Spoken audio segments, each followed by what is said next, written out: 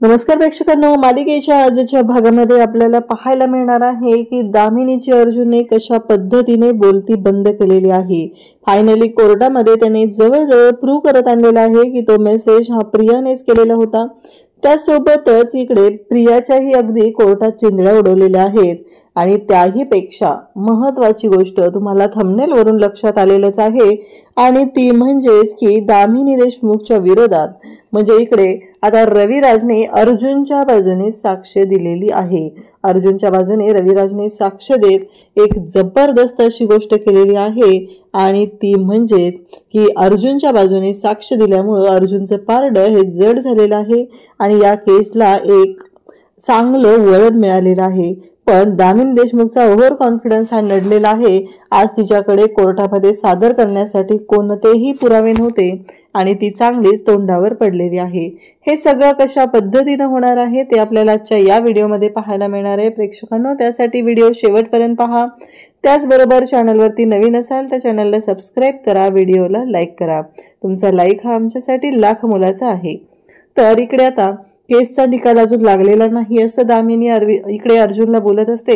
अर्जुनला म्हणत असते की आज त्यावेळेस अर्जुन म्हणतो की एक गोष्ट लक्षात ठेवा, मागच्या वेळेस तुम्ही मला म्हणाला होता की तुमच्याकडे कॉन्फिडन्स दिसत नाहीये, पण आज ती गोष्ट तुमची झालेली आहे, तुमच्याकडे कॉन्फिडन्स नाहीये। तेव्हा सायली पुढे येते आणि म्हणू लागते कसं आहे, अति आत्मविश्वास होता ना तो ढासळलेला आहे असं सायली बोलते आणि मग दामिनी म्हणते की एवढं उड्या मारायची काही गरज नाहीये, अजून केसचा निकाल बाकी आहे। तेव्हा अर्जुन तिला सांगतो की फक्त काही हिअरिंग बाकी आहेत आणि त्या एकदा झाल्या की केसचा निकाल लागणार आहे आणि तुम्ही तोंडावर पडणार आहात। म्हणजे आयुष्यातली पहिली केस दामिनी हरणार आहे, कारण तिला कधीच वाटलं नव्हतं की ती केस हरेल, पण ती गोष्ट घडणार आहे। ती पण ॲडव्होकेट अर्जुन सुभेदार तिला हरवणार आहे, हे आपल्याला पाहायला मिळणार आहे। तर प्रेक्षकांनो, आजच्या भागाला आपण सुरुवात करूया। इकडे अर्जुन कोर्टामध्ये आता बोलत असतो, त्याने सायलीची तिथे साक्ष घेतलेली असते।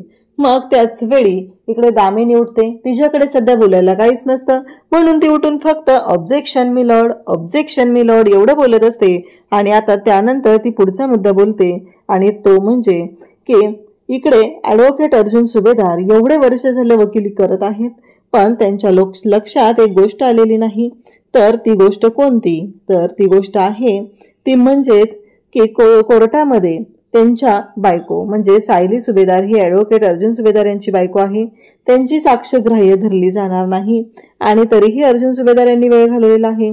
अर्जुन म्हणतो मला माहिती होतं तुमच्याकडून हे होणार आहे, त्यामुळं मी आणखी एक साक्षीदार कोर्टामध्ये बोलू इच्छितो की जी व्यक्ती सांगू शकते की हा जो मेसेज आहे तो विलास करू शकत नाही, त्या संदर्भातली साक्ष देऊ शकते।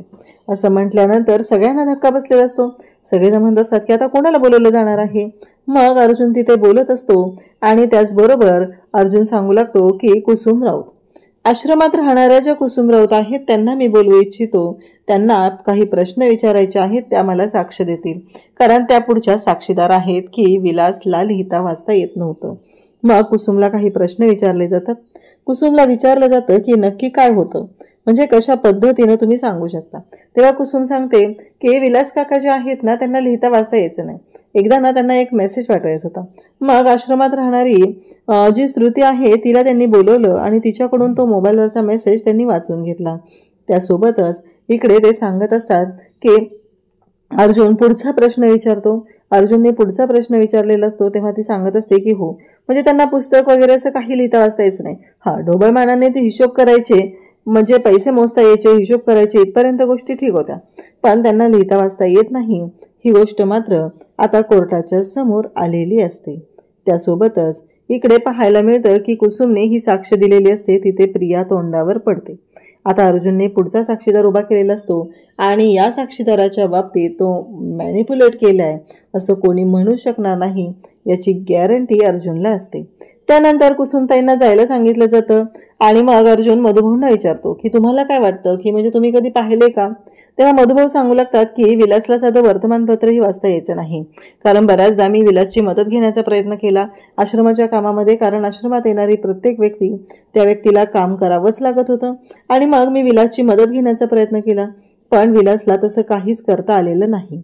आणि त्याचबरोबर इकडे लगेच दामिनी उठते आणि म्हणते की खरंच काय स्टोरी रचली आणि उगीच कोर्टाचा ॲडव्होकेट अर्जुन सुभेदार हे वेळ घालवत आहेत असं दामिनी बोलत असते.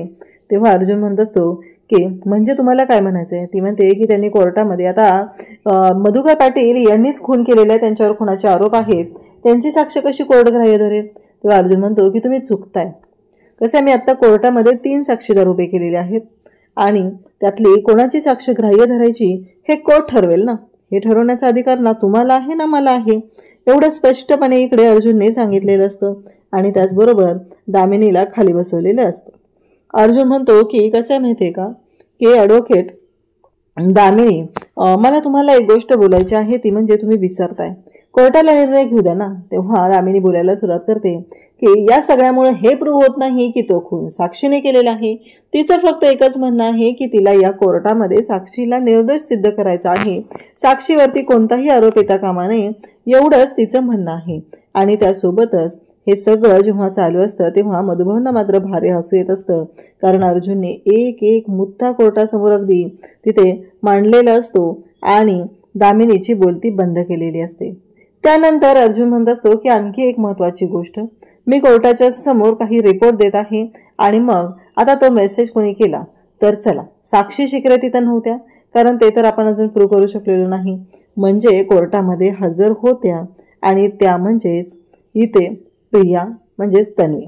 चला तन्वी, तुम्हाला मी खूप त्रास देतोय पण तुम्हाला यावं लागेल इथे, असं म्हणत अर्जुन आता विटनेस बॉक्समध्ये तन्वीला बोलवतो आणि तन्वीला म्हणू लागतो की चला, पुढची साक्षी आता तुमची घ्यायची आहे, त्यामुळं तुम्हाला विटनेस बॉक्समध्ये यावं लागणार आहे. आणि मग तन्वीला विटनेस बॉक्समध्ये बोलवलं जातं.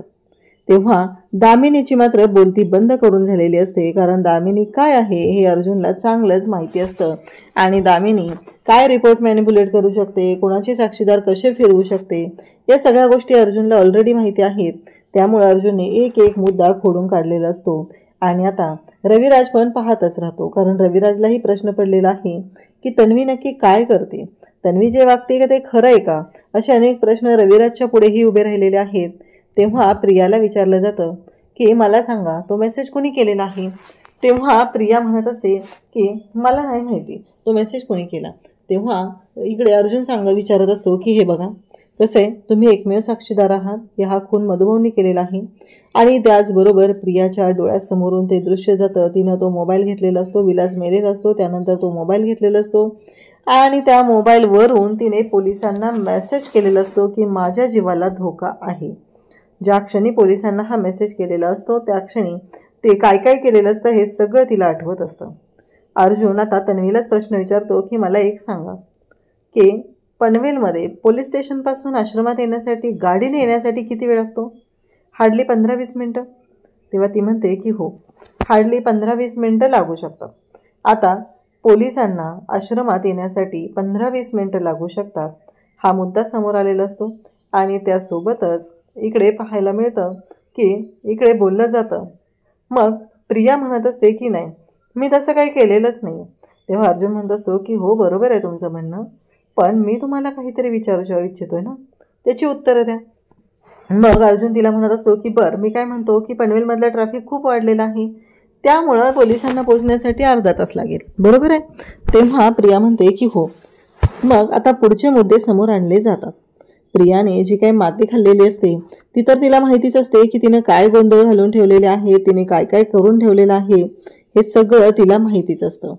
त्यानंतर आपल्याला पाहायला मिळतं की अर्जुन म्हणतो की मला एक सांगा, तुम्ही लपून पाहत होता की नाही खून कोण करतंय, गोळी कोण घालतंय, मग आता तुम्हाला हे पण माहिती असेल की नक्की तिथं काय झालेलं होतं, मग त्याही गोष्टींची उत्तरं द्या मला, असं म्हणत अर्जुन तिला प्रश्न विचारत असतो. आणि अर्जुन म्हणत असतो की कोणी केला मेसेज?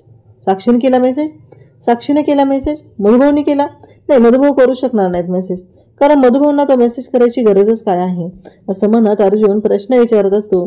आणि अर्जुन तिला विचारत असतो की सांगा मला कोणी केला मेसेज? तुम्ही पाहत होता ना, तिथं एका टेबलच्या आड उभ्या होता ना, मग तुम्ही पाहिलेलं आहे की मेसेज कोणी केलेला आहे, तर मला त्याचं उत्तर हवं आहे, तन्वी बोला, उत्तर हवं आहे मला, असं म्हणत अर्जुन तिला प्रश्न विचारत असतो. आणि प्रश्नांचा भडीमार अर्जुनने सुरू केलेला असतो. अर्जुनला कळायचं बंद झालेलं असतं, कारण आता त्याला माहिती असतं की प्रियाची कशी वाट लावायची आहे. प्रियाला कळायचं बंद झालेलं असतं. अर्जुनने प्रियाची वाट लावायला घेतलेली असते आणि अर्जुन जेव्हा ते प्रश्न विचारत असतो तेव्हा प्रिया मात्र रडकुंडीला आलेली असते. तिला सुचत नसतं काय बोलावं, कारण खोटं बोलून बोलून तर खोटं संपून गेलेलं असतं. आता पुढे काय बोलणार हा मोठा प्रश्न उभा राहिलेला असतो. आणि मग इकडे प्रियाला उत्तर देणं अवघड झालेलं असतं. इकडे रविराज त्याचबरोबर अश्विन दोघंही पाहत असतात, कारण प्रिया खोटं बोलतेय ही गोष्ट तर त्यांना चांगलीच माहिती आहे. हे कळलेली आहे याच्या कोर्टात आल्यामुळं अश्विनलाही ती गोष्ट कळलेली आहे. जो अश्विन प्रत्येक वेळेस तन्वीचा वकील होऊन सगळ्यांशी बोलत असतो, तोही अश्विन आता तोंडावर पडत आलेला असतो. मग अर्जुन म्हणत असतो की झालं, फायनली मला एक गोष्ट कोर्टाच्या समोर आणायची होती आणि ती म्हणजे तो मेसेज कोणी केला. मधुभाऊ तर तो मेसेज करणार नाहीत, कारण आता त्यांच्यापासून जर विलासच्या जीवाला धोका आहे तर तो मेसेज मधुभाऊ स्वतःहून कशाला करतील हा मुद्दा अर्जुनने सांगितलेला असतो. आणि त्याचबरोबर अर्जुन म्हणत असतो की मग कोणी केला मेसेज हा मुद्दा तिथं राहिलेला आहे. तर मला असं म्हणायचं आहे की तिथे तन्वी सुभेदार होत्या आणि तो मेसेज तन्वी सुभेदार यांनी केलेला आहे. आता लगेचच प्रियाला प्रश्न विचारून भांबावून सोडल्यानंतर तिथे आता वाट लागलेली असते आणि ती म्हणजे प्रियाची. आणि प्रिया मात्र रडकुंडीला आलेली असते. जेव्हा प्रिया अगदी रडायला झालेली असते तेव्हा अर्जुन तिला प्रश्न विचारत असतो. अर्जुन एक प्रश्न विचारून तिला ती वेडं करून सोडलेलं असतं. तेव्हा तिथे आता रविराज म्हणतो की ऑब्जेक्शन मिलॉर्ड, तन्वी सुभेदार यांचा वकील मी आहे, त्यांना ते अशा पद्धतीने प्रश्न विचारू शकत नाहीत. त्यानंतर अर्जुन म्हणत असतो की झाला, आता प्रियाची तर वाट लागलेली आहे. प्रियाला कळायचं बंदच झालेलं आहे. ती काहीच करू शकत नाहीये, कारण तिला माहिती आहे की तिने काय घोडचूक केलेली आहे. आणि मग अर्जुन म्हणत असतो की आता मला कळलं पाहिजे की तो मेसेज कोणी केला होता. तेव्हा प्रिया म्हणत असते की नाही, मी नाही केलेला तो मेसेज, मला नाही माहिती कोणी केलेला आहे. अर्जुन मग कोर्टाच्या समोर मेसेज आणि त्याचबरोबर विलासचा मृत्यू झालेलं डेथ सर्टिफिकेट कोर्टाच्या समोर तो सादर करणार असतो. तो प्रियाला ठणकावून विचारत असतो की मला कळलं पाहिजे की तो मेसेज कोणी केलेला आहे. पण प्रिया मात्र त्या प्रश्नाचं उत्तर देत नसते. प्रियाने अगदी स्वतःचीच वाट लावून घेतलेली असते. आता इकडे रविराजने उठून तो प्रश्न उभा केलेला असतो आणि त्यामुळं रविराजने आता उत्तर दिल्यानंतर मात्र इकडे प्रिया शांत होते. प्रिया व्हायबल होण्याचा प्रयत्न करत असते आणि प्रियाला असं वाटत असतं की तिनं अशा पद्धतीनं जर बिहेव केलं तर ती या सगळ्यातून सुटू शकते.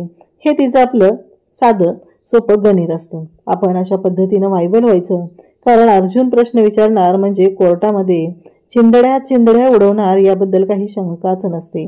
कारण अर्जुनला माहिती आहे की कोणाची कशी वाट लावायची आणि कोणाच्या तोंडून सत्य वधवून कसं घ्यायचं, ही गोष्ट अर्जुनला चांगलीच माहिती आहे.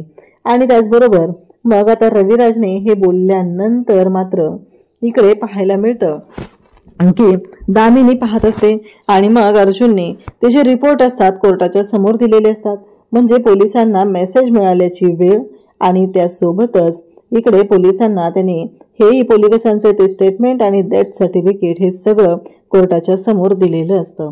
आता कोर्टाच्या समोर ते दिलेलं आहे. त्याच वेळी दामिनी तिथे येते आणि दामिनी म्हणत असते की ऑब्जेक्शन मिलॉर्ड, कारण तन्वी सुभेदार ह्या एकमेव आयविटनेस आहेत आणि त्यांनी ऑलरेडी कोर्टाला हे सगळं सांगितलेलं आहे की खून मधुभाऊंनी केलेला होता, मधुकर पाटील यांनी केलेला होता आणि कोर्टाला त्यांनी त्या सगळ्या गोष्टी दिलेल्या आहेत. तेव्हा अर्जुन म्हणत असतो की हो बरोबर आहे तुमचं, त्याबद्दल मला शंकाच नाहीये, पण माझे काही मुद्दे आहेत आणि कोर्टाला ते दिलेलं असतं. त्याचबरोबर सायकोलॉजिस्टचा रिपोर्ट कोर्टाला दिलेला असतो आणि अर्जुन सांगत असतो की मिस तन्वी सुभेदार ह्या ज्या आहेत ह्या कोर्टामध्ये साक्ष देण्यासाठी कॅपेबल नाहीत, कारण त्यांची मेंटल अवस्था ही व्यवस्थित नाहीये, त्यामुळं त्यांची साक्ष ग्राह्य धरली जाऊ नये हा सगळा मुद्दा अर्जुनने कोर्टाच्या समोर आणलेला असतो आणि त्याने कोर्टाच्या समोर तो रिपोर्ट दिलेला असतो. तेव्हा दामिनी म्हणते की कसं आहे माहिती आहे का ॲडव्होकेट अर्जुन सुभेदार, ते रिपोर्ट तुम्ही मॅनिप्युलेटही केलेले असतील. तेव्हा अर्जुन म्हणत असतो की कसं आहे तुम्ही विसरताय, कारण ही जी टेस्ट आहे, जी सायकोलॉजिस्टची चौकशी होती ती ॲडव्होकेट रविराज किल्लेदार यांच्या समोर झालेली होती आणि मग रविराज किल्लेदार यांना मी इथे चौकशीसाठी बोलावू इच्छितो. त्यांनी मला स्पष्ट सांगावं की नक्की त्यांना वाटतंय का तसं. आता प्रियेकडे दामिनीने जो मुद्दा उपस्थित केलेला असतो की अर्जुन जे बोलतोय ते चुकीचं आहे, परंतु अर्जुनने आता रविराजलाच विटनेस बॉक्समध्ये बोलवण्याची परवानगी मागितलेली असते आणि तिथेच वाट लागलेली असते. इकडे चैतन्य त्याचबरोबर कुसुमताई मात्र जाम खुश झालेले असतात. त्यांना माहिती असतं की अर्जुन आता काय काय करणार आहे आणि कशा पद्धतीने हे सगळे मुद्दे तो मांडणार आहे ही गोष्ट त्यांना चांगलीच माहिती असते. त्यावेळेस कुसुमताई चैतन्याच्या जवळ येते आणि म्हणू लागते की चैतन्य सर, आज ना इथे खूपच मस्त असं काम झालेलं आहे आणि इकडे अर्जुनने तर चेंदड्या उडवून टाकलेल्या आहेत. हे सगळं बोललं जात असतं. अर्जुन इकडे त्याचे मुद्दे मांडत असतो आणि आता रविराज किल्लेदार यांना विटनेस बॉक्समध्ये बोलवलं जातं. रविराज किल्लेदार हे आता विटनेस बॉक्समध्ये येत आहेत आणि आता त्यांची चौकशी केली जाणार असते. इकडे सायली शांतपणे या सर्व गोष्टी पाहत असते. प्रियाची वाट लागलेली आहे हे तर आता सगळ्यांना माहिती आहे. प्रिया खोटं बोलतीये या गोष्टीवर आता अश्विन आणि रविराज या दोघांचाही तेवढाच विश्वास बसलेला आहे आणि त्यांना कळून चुकलेला आहे की प्रियाने काय केलेलं आहे. आता रविराज यांना बोलवल्यानंतर रविराज सोबत खूपच रिस्पेक्टफुली अर्जुन बोलत असतो, कारण ॲडव्होकेट रविराज किल्लेदार हे त्याचे गुरु आहेत आणि त्यांच्यामुळंच तो आज एक एवढा मोठा वकील झालेला आहे. हे सगळं जेव्हा चालू असतं तेव्हा अर्जुन आता त्यांना प्रश्न विचारतो. त्यांना विचारू लागतो की तुमच्या समोर तन्वी सुभेदार यांची चौकशी झालेली होती, तर त्या चौकशीमध्ये तुम्हाला काही गैर वाटलं का, इल्लिगल काही वाटलं का, किंवा त्या चौकशीमध्ये तुम्हाला काही गोष्टी खटकल्या का? तेव्हा रविराज सांगतो की नाही, ती चौकशी अगदी निपक्षपातीपणे झालेली होती, त्यामध्ये कोणतीही गोष्ट चुकीची घडलेली नव्हती. मग अर्जुन त्यांना विचारतो, जे सायकोलॉजिस्ट जे आहेत राऊत, शंतनू राऊत यांच्याकडून जे रिपोर्ट आलेले आहेत ते मॅनिप्युलेट केलेले आहेत असं तुम्हाला वाटतं का? तेव्हा रविराज सांगतात की नाही, तसं काहीही वाटत नाही, कारण ती चौकशी जी आहे ती अगदी व्यवस्थित पद्धतीने झालेली होती. झालं. रविराजने तर आता इकडे अर्जुनच्या बाजूने साक्ष दिलेली असते आणि दामिनी पाहतच राहते. मग रविराज यांची साक्ष झाल्यानंतर अर्जुन कोर्टामध्ये शंतनू राऊत, सायकोलॉजिस्ट शंतनू राऊत यांना बोलवलं जातं. त्यांना कोर्टाने अपॉइंट केलेलं असतं आणि मग इकडे अर्जुन त्यांना प्रश्न विचारतो की मला सांगा की तुम्ही त्या दिवशी जो रिपोर्ट दिलेला आहे त्याबद्दल तुमचं म्हणणं काय आहे? तेव्हा शंतनू राऊत जे आहेत ते उत्तर देतात. ते म्हणतात की कसं आहे माहिती आहे का, तन्वी सुभेदार आहेत यांच्या बाबतीत त्यांच्या हालचाली, त्यांचं बोलणं वागणं, मध्येच त्यांचं हायपर होणं, या सगळ्या गोष्टींवरून रिपोर्ट असा दिलेला आहे की त्या या साक्ष देण्यासाठी कॅपेबल नाहीत. त्यांच्या मनात भीती असते, त्या वारंवार वेगवेगळे स्टेटमेंट देत असतात. या सगळ्या गोष्टी अर्जुन तिथे बोलत असतो आणि इकडे अर्जुनच्या समोर शंतनू राऊत यांनी ह्या सर्व गोष्टी सांगितलेल्या असतात. आणि त्यासोबतच इकडे पाहायला मिळतं की जेव्हा हे सगळं घडत असतं तेव्हा दामिनी म्हणत असते की मला असं वाटतंय की हा रिपोर्ट मॅनिप्युलेट केलेला असू शकतो. पण शंतनू राऊत म्हणतात की माझ्यावर कोणीही असं दडपण आणलेलं नाही आणि जरी ते आणलं असतं तरीही मी तो रिपोर्ट मॅनिप्युलेट केला नसता. तो रिपोर्ट मी निपक्षपातीपणे जो आहे तोच दिला असता. एवढं स्पष्टपणे इथं बोललं गेलेलं असतं. त्यासोबतच इकडे पाहायला मिळतं की अर्जुन हे सगळं बोलत असतो तेव्हा आता दामिनी उठते आणि ती पुन्हा बोलायला सुरुवात करते की नाही, ॲडव्होकेट अर्जुन सुभेदार, हे तुम्ही चुकीचं बोलत आहात. अर्जुन म्हणतो की एक गोष्ट लक्षात ठेवा, मी आता विलाचं डेथ सर्टिफिकेट आणि मेसेजची वेळ हे कोर्टाच्या समोर सादर करत आहे आणि मग ते जेव्हा कोर्टाच्या समोर सादर केलं जातं तेव्हा मात्र आता दामिनीची वाट लागलेली असते, कारण दामिनीला माहिती असतं की विलाचा मृत्यू आधी झालेला आहे आणि त्यानंतर मेसेज पाठवला गेलेला आहे. आता एवढे सगळे मुद्दे अर्जुनने कोर्टाच्या समोर मांडलेले असतात आणि तरीही दामिनीचा ओव्हर कॉन्फिडन्स काही केल्यात थांबत नसतो. तिला खूपच ओव्हर कॉन्फिडन्स असतो. तिला असं वाटत असतं की हे सगळं जे काही घडतंय हे सगळं अशा पद्धतीनं चालू आहे आणि मग अर्जुनकडे ती पाहतच राहते. त्यानंतर आपल्याला पाहायला मिळतं की अर्जुन तिच्याशी बोलत असतो आणि मग पुढील भागामध्ये अर्जुन, सायली, त्याचबरोबर महिपत आणि दामिनी हे सगळेजण तिथे उभे राहिलेले आहेत आणि दामिनी मात्र अर्जुनच्या पुढे उभी असते. मागच्या वेळेस दामिनी अर्जुनला बोललेली होती की तुमचा कॉन्फिडन्स कमी झालेला दिसतोय. तेच वाक्य अर्जुन दामिनीला बोलतो की मला ना आज तुमचा कॉन्फिडन्स कमी झालेला दिसतोय आणि तुम्ही जे काही करताय त्याबद्दल मला हे सगळं जाणवत आहे. आणि त्याचबरोबर इकडे आपल्याला पाहायला मिळतं की इकडे सायली तिथे येते आणि सायली म्हणू लागते की तुम्हाला काय वाटतं, कारण एवढं सगळं काय झालेलं आहे, या सगळ्या गोष्टी या तुम्ही या सगळ्यातून आता सुटू शकाल, हे सायली तिला बोलत असते, सायली तिला सांगत असते. आणि आता तुमचाच ओव्हर कॉन्फिडन्स म्हणजे तुमचा विश्वास तुम्हाला नडलेला आहे, हे पण सायलीने तिथे ठणकावून सांगितलेलं असतं. आणि हे जेव्हा सायलीने तिथे ठणकावून सांगितलेलं असतं तेव्हा अर्जुन पण हसत असतो. तेव्हा दामिनी म्हणते, अजून केसचा निकाल लागलेला नाही. त्यावर अर्जुन तिला म्हणतो की एक गोष्ट लक्षात ठेवा डोकेट दामिनी, कारण अजूनही केसचा निकाल लागलेला नाही हे मलाही माहिती आहे. काही हिअरिंग्स बाकी आहेत आणि एकदा का त्या हिअरिंग्स पूर्ण झाल्या की निकाल लागणार आहे आणि तोही आमच्याच बाजूने लागणार आहे. माझे अशील इकडे मधुकर पाटील हे निर्दोष सुटणार आहेत. हे सगळं अर्जुन बोलत असतो आणि दामिनीची मात्र बोलती बंद केलेली असते. आज कोर्टामध्ये प्रिया त्याचबरोबर दामिनी या दोघींच्याही चिंधड्या उडवून टाकलेल्या असतात आणि त्यांना कळायचं बंद झालेलं असतं. अशाच अपडेटसाठी चॅनलशी कनेक्टेड राहा. थँक्यू.